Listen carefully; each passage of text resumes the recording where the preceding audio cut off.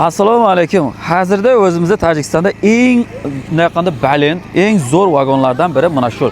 3 qavatli har yerda ham yo'qda, chunki mana qaranglar, artistlar tomonidan shu xuddi shunday.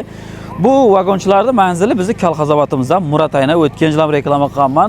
Hozirda to'y xizmatlarida vagon kerak bo'lsa bez problem. O'zlarining dujogi ham bor. Hamma narsalari bor. Mana shu to'ylarda xizmatda jiribdi. Bir emas, bir nechta vagonlari bor. Yesishda vagon bez problem. Zayn bo'lib qolishi veriyatni-da bunday qanda.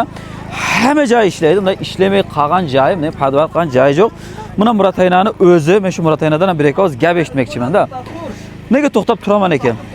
Vaqt ketyapti, aynan to'y boshlanib qolyapti. Samglar hamma joy jonda. Bu to'g'rimi bitta qo'llab ushlaysiz? 12 bar. 12? Na, bu yoqqa qarang, aynan mana bu yerda kamera ketyapti. Mana mikrofonni bittasini sizga beraman. Vagonda egasi mana shu Muratayna. Har yili reklama qilaman. Har yili ana shu odamlar xizmatda.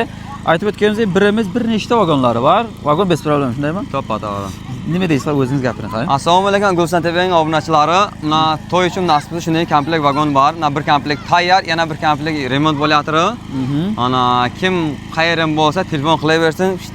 Dujogimiz bor, vagon bor. Sanqsa bo'ldi. Aya, suxan gap kelishuvda gap, qayer uzoq yaqini masofasi qarab. Keyiniga kelganda mana shunday komplekt bir komplektimiz shu sezondan keyin sotiladi. Ha, sotiladi. Aya, shu sezon o'tsa nasibda bir komplektni brend xaridor bo'lsa, jazman suyatga chiqishlaringiz mumkin. Har doim ishlaydigan raqamini sizga yozib qoldirdik. Yesishda bemalol murojaat qilasizlar. Kanalingiz bormi? TikTok kanali bir aytib qo'ysang yaxshi bo'lardi. TikTok kanalingizni unda esa kommentariyga joylab qo'yaman. Ha, shunday odamlar o'tadi-da, obunani bosadi. Shunday qilib qo'ysa yaxshi bo'lardi. Shunday to'g'rimi? To'g'ri. Bo'ladimi axir? Bo'ladi, jon. Bo'ldi, bu yerda san'atkorlardan Bahrom Pardayev oynamiz xizmatda ekan. Chayna xona. Qayin ustoz san'atkor bor, oldi bir bora. Kelmay mikrofon sizda bo'lsa, u gapirib kelsa bo'lmaydi.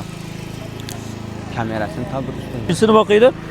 3-sinf bo'lsa-da trend jaratgan yosh bachalardan Dada degan qo'shig'iman chiqqan. Bahrom ayna. Assalomu alaykum. Yaxshimi, to'g'rimi? Salomatlik yaxshimi? Ish ko'rib, bu vagonlarni reklama qilgan kerak. Endi har holda ustoz san'atkor shunday salom alaykum qilib ketsak bo'lmaydi, to'g'ri kelmaydi. Nima deb qolasiz biz obunachilarga?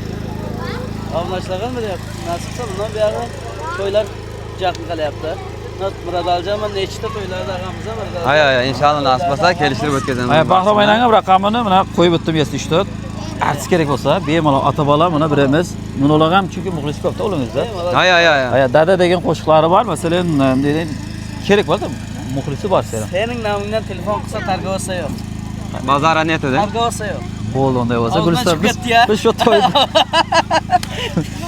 Hay, e'tiborlaringiz kattadan katta rahmat deymiz. Yana bitta ayna bor, shuni ham ko'rsatib o'tayin. Zafar TV. Zafar ayna. Shu yerda birga xuddi qaroqdan keldi.